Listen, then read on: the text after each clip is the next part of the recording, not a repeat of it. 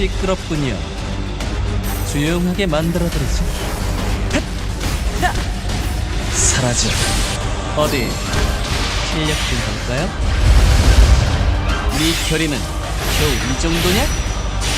장난은 그만두지.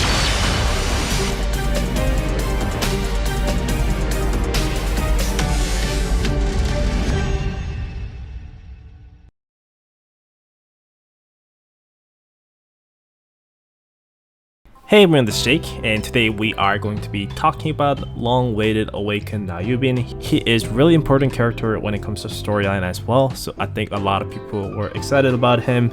He is really cool looking guy. He has a lot of cool skill animations, and his entrance is always pretty cool.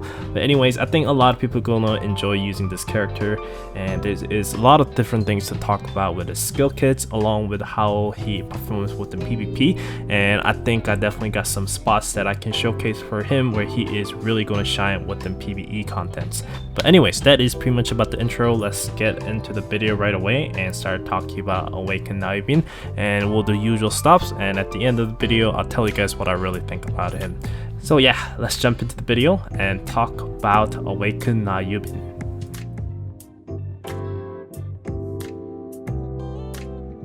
So let's briefly talk about his skills first. His basic attack is pretty simple, doing 2 ballot hits, AoE attack with his hand swing, and he's also able to attack enemies up in the air. So he gets 2 different animation. When he's on the ground, he swings his hands around, and up in the air he kind of wing this kind of effects to hit the enemies on the airborne. So pretty cool basic attack with a pretty cool animations. I definitely really like this red aura going on. Now, his passive skill is where it kind of goes a lot of detail and pretty crazy, so let's get into it. So when he gets deployed, it kind of induces reflux of the all enemy barriers, cancelling them and inflicting as much damage as their durability. Meaning, your enemies have 10% barriers of their HP. When he gets deployed onto the field, he's able to reverse that and remove their barriers right away, and then he is able to do the 10% of the damage of the barriers to the enemies. So that is pretty strong skills to fight against the units. For example, like a Sigma, when she uses her special skill, should be getting barriers upon her HP. So Nayubin, when deploys after she gets the barriers, she should be able to erase a chunk of her health right away from the start, and then he is able to go to his next passive where he decreases HP by 2% every single seconds per enemy towers onto the field, and that will apply up to 4% within Gauntlet. So every single seconds within Gauntlet, he will be reducing 4% of Sigma's HP. So Sigma will die out pretty fast when Nayubin appears onto the field. And every time he gets hit by 12 times, he'll be doing this enhanced attack, which also be able to kind of trigger like the passive, able to delete their barriers up, which is pretty good again. So it's not only he's able to delete their barriers as he deploys onto the ground, he's able to trigger it every single time he hits the enemies with his enhanced attack, which happens every 12 hits from incoming damage. The bad thing about this is this does not work on ships, or this does not work on bosses. So this passive skill, if it worked on bosses, it would be pretty great within PvE contents. But then again, there's not a lot of tower unit bosses within the PvE contents, so you probably won't be able to take a benefit of it as much. But some contents that we'll talk about within PvE in the later part of the video, he is definitely able to perform pretty well this passive skills and other skill combined. And when he levels up his skill, he'll be getting more evasion stats, which is pretty good. And when he maxes out the skill, he'll be giving an additional debuff, which would be all enemy units skill haste minus 30%, and that is pretty crucial thing. Long as he stays onto the field, he's able to reduce their skill haste permanently by 30%, which is pretty big deal, because this passive will work pretty great within Gauntlet. If you guys have exactly same gear, and if he's not using Nayubin, you are going to be having upper hands and able to charge your skill faster with your DPS units and just demolish enemies front line. So pretty crazy passive skill. This is what makes him really good. And I forgot to mention as well, every time he uses his enhanced attack, he kind of digs into the front line, so and able to kind of hit stun them a little bit. So that's what makes him really good.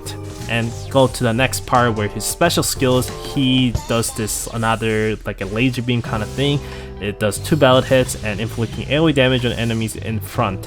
The damaged target lose 15% of their attack speed for 8 seconds, so it is really good to lower their DPS. And as you level up the skill, Nayubin will do more damage with the skills, and after you max out the skill, it will get additional effect where the special skill cooldown minus 3 seconds for every enhanced attack has been used.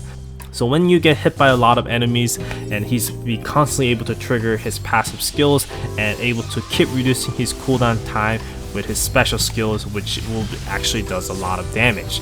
So this actually is able to connect pretty well and works pretty good. That's what makes him really strong units. This special skills, passive skill cooldown minus 3 seconds is a really crucial thing. And without this, I think he won't be that good, but able to trigger this enhanced attack and follow up with the lowering skill cooldown is what makes him just a crazy good unit. An ultimate skill is Wings of Destruction. It is really cool. He discharges the power of the wings through his pulse blaster and inflicting AoE damage on the enemies in front, and damaged target lose 15% of their attack for 15 seconds. So it is really good skills as well, that able to lower their DPS by big time, and as you level up his skill, he will do more damage with it, and the debuff becomes a permanent when you max out this skill. So enemies who got hit by this ultimate skill will be permanently losing 15% off attack. So Nayubin is definitely a really good character when it comes to both PvE and PvP content, but when it comes to PvE, I think he's definitely not the meta PvE character, because some of his passive does not work that great. And not to mention, he's pretty high cost units, and a lot of PvE contents you don't really need a tanker like him at all, especially in danger close or other crucial contents. He can be still used in certain contents, so we'll talk about within PvE part of it, but he's definitely a really crazy unit when it comes to PvP content, so you definitely want to kind of pull him out.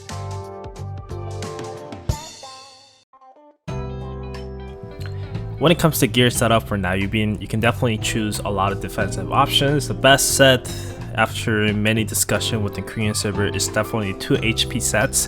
1 HP and 1 evasion is definitely not a bad either, but like I said, as always, you kind of have to always deal with what you have. So any defensive option, in my opinion, is pretty good enough. For example, this defensive and HP sets, I use it on all my defender units time to time, and they perform really great. So I think it could perform a little bit better if it was HP, but does it worth your set binaries to go through and try to roll for HP stats? It's really up to you, but I've been fine with it. So use any defensive options and you should have pretty good time with it. And when it's come to gear pieces, definitely Hummingbird series as well as the Gordius series. Maze weapon with the HP set, probably not bad either. That means you are able to actually do a pretty decent amount of damage while trade off getting some of the less defensive options, which is fair. For the substat, I gave some skill haste, crit damage resistance, along with the anti-ground damage resistance for my subs equipment, but any of those will work pretty great, so whatever comes out first you probably want to do. Probably more of the anti-ground damage first, because that's going to be the best one to kind of stack up damage resistance, but so you have everything finished like that, then you probably want to move on to other aspects of it.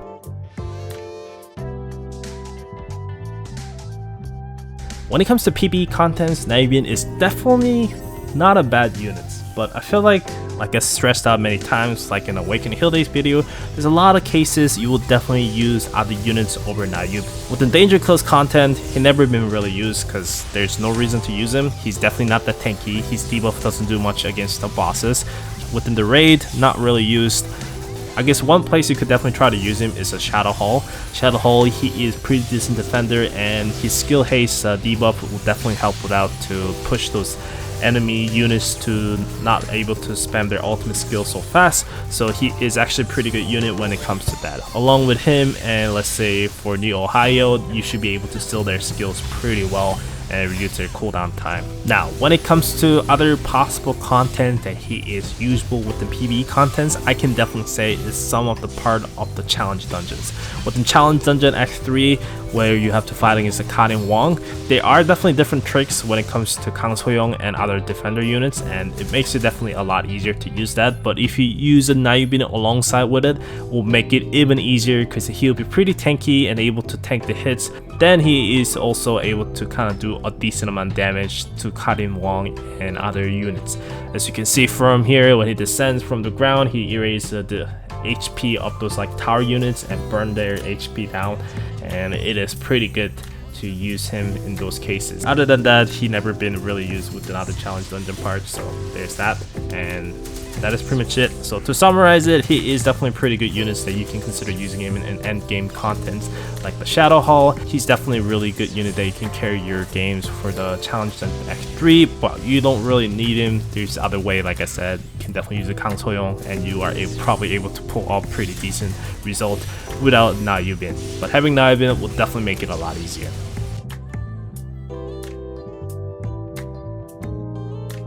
So let's talk about Nayubin within PvP contents. Right out the gate, I can definitely say for the C server, he is going to be definitely a top of the meta character for a very long time. He's able to counter Sigma or other camp comp with the tower units very well, and he is pretty good for offensive units as well to disrupt the enemy's front line and able to dig in and just do a damage to their sniper units or ranger units. So long as you have pretty good gears on him, you should be able to see why everyone within Korean server called him like one of the best OP gauntlet units that you can definitely consider using. And the minus 30% permanent skill haste debuff is actually really good as well. You're really gonna feel like your skill recharge is not really filling up that hard, even if you have like a 72% skill cooldown setup with your units. So it's gonna be pretty hard to counter him in a lot of times, because even with the admin soldiers, if you don't have a lot of gears, you won't be able to quickly melt him down. It will be giving you a result of him just digging into your front line and actually killing up your admin rangers, and you're gonna have a bad time with it. Now, when it comes to Korean server, I think he's definitely no longer the best defender units anymore. There are definitely better defender units now. King After buff is pretty insane. He's able to do a lot of AoE damage, and he's gonna be able to just shred Nayubin pretty well as well. And the Evolve 1 is also really tanky and able to do a lot of damage as well, which is pretty good ways to spend your 6 costs to deploy and use to win your battles. Nayubin within Korean server used to be used even with like 2 bans time to time, but nowadays if it gets banned even once, definitely not even something that you can consider using. It is just really hard to use it, unless there's a week where the tower units tends to be a meta, which hasn't happened in a while. So it's gonna be really hard to pull out Nayubin in a lot of cases. Environmental buff did not help. Having Milia, Ministra, and other ranger did not help either. There's a lot of rangers that's able to melt a defender pretty easily right now within Korean server. So there's a lot of things to consider when it comes to Korean server. Operators, there are a couple operators that can counter him pretty good as well. But that does not mean he's bad units now. He's still really good units. It's just that with the current season, with the attack speed environmental buff, it seems like he's definitely not the unit that you can kind of consider that makes rangers to really take a benefit and able to push out a lot more DPS. They can swap out their attack speed gears for more attack related attributes, so they are still able to attack really fast but hit even harder with it. But other than that, I think Nayubin is still really good units when it comes to within PvP contests within Korean server, and he is able to counter a lot of crucial units as well, especially when it comes to sniper units. And with the operator setup that you can use along with the queen or other sniper units, you're gonna have a lot of fun using it, and definitely he's gonna live up to his name even to this date within Korean server. It's just that the Evolve 1 is so strong, and to counter Evolve 1 you really have to ditch a lot of setup, a lot of old setup, and get used to with the new setup that's current meta right now. It's like a rushing using some striker units and some other operators and such.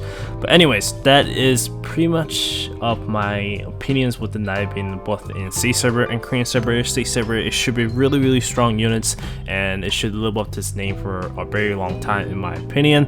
And with the Korean server, it's definitely died out a little bit. There's definitely, I feel like, better defenders right now, and I've been definitely kind of moved on to kind of second slots instead of being at the top of the king for the defender units.